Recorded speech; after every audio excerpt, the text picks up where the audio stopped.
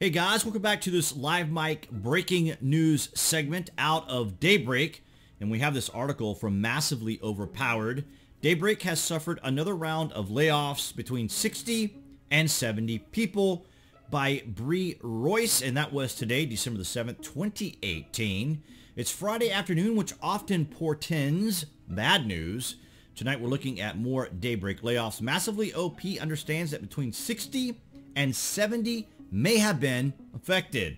Now, of course, we see some messages from John Smedley, as you may recall. Now, there seems to be some confusion here from time to time, so let me just kind of reiterate here.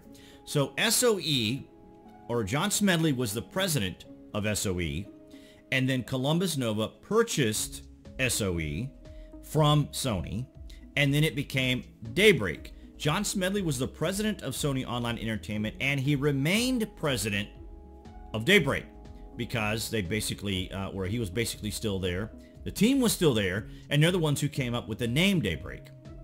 So it wasn't that Columbus Nova purchased them, and then Columbus Nova named them Daybreak, and there was staff changes and stuff. There were staff layoffs at the time of those changes, but Smedley still remained the president until he resigned, as you guys may recall. Now, we see out of the Battle Royale team, their message, we have just found out about the staffing event. You always got to appreciate the language used in these sensitive matters that occurred today at Daybreak Games. We encourage anyone affected to reach out to us as we are actively hiring. Our best wishes go out to all involved. Okay, guys, I hope you've never had to experience a layoff in general, but more specifically during a holiday period like December and so forth. Although we do know these things happen, but I have been through them myself, and I can only hope that based upon what they say here and in very typical business language, we are optimizing our structure to ensure we best position ourselves for continued success in the years to come.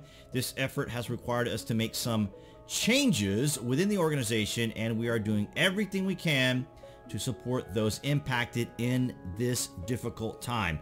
So let's hope that translates into severance packages for those who are affected. As we look to improve efficiencies, okay, so obviously this very common statement that you guys may get from pink slip letters and so forth, very typical businessy language there going on. And then we see here that MOP readers will recall that this is not the first major layoff. It is not. We saw the very first set of layoffs once Columbus Nova made their purchase of SOE and then changed the name to Daybreak. And we've seen it happen. It says here, a large number of employees were laid off back in April, as you guys may recall, which actually did affect the H1Z1 Just Survive team itself, because the H1Z1 Just Survive team at the time were not affected when the purchase was made by Columbus Nova for Daybreak, as I understand it. Now, maybe it affected certain management staff or something like that as it pertains to H1Z1 at that time, but to my knowledge, no one was laid off after that purchase. It was done obviously here in April and any other times beyond that. Now, based upon what Bree is saying here, we now understand from sources that those laid off may have been working on a secret game with a top IP. It sounds as if the core MMORPGs are safe. So EverQuest 2 and DC Universe should be fine. Now, I believe that the employees, although they're working for Nantworks now, and EverQuest still work on the Daybreak campus, as I understand it. I could be totally wrong about that, but I believe they are still on the same campus, because when we see the live streams, they still appear to be in the studios there at Daybreak. So overall, I don't think this is going to affect Just Survive or our interest in Just Survive, because as we found out, and I'm going to leave a link up here in the top right hand corner on the video that I did last week, or I'm sorry, on Monday actually. I'm kind of lost for days here.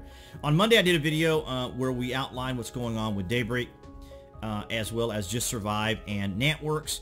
And if you guys were a little confused about the video footage there, I have tons and tons and tons of game footage, so I didn't want anyone to believe that I was actually in the game playing and so forth, so that's just footage. So as always, our sincerest condolences to the rank and file developers always affected by these catastrophes. Now, of course, we lump all these guys into the developer name, but of course, these are artists, designers, coders, and individuals that are in different departments, but of course we label them all as developers. But overall, I don't think this is really going to affect Just Survive. Hopefully we'll get more news out of how the development of the legal matters are going with transitioning. I believe there was a live stream today, that would be December the 7th, out of H1Z1. I have not seen the stream yet to see if they included any information about Just Survive, but if you guys wanted to check out that live stream, it should still be on their Twitch, and then perhaps later in the H1Z1 YouTube. If not, I think it'll still be on Twitch, but I'll take a look at it maybe and kind of go over it maybe in the H1Z1 forums and see what's going on there, if there's anything significant or important. And guys, I want to thank all of you for your continued support here of the channel, your likes, your shares, and your comments. And guys, be sure you click on that channel icon you see appearing there, right there on the screen. And as you guys know, I am covering Battlefield as well. Nonetheless, guys, go ahead and click that bell too so that you know when the next updates are available. And we'll continue to keep an eye out for Just Survive. And I'll see you guys in the next update.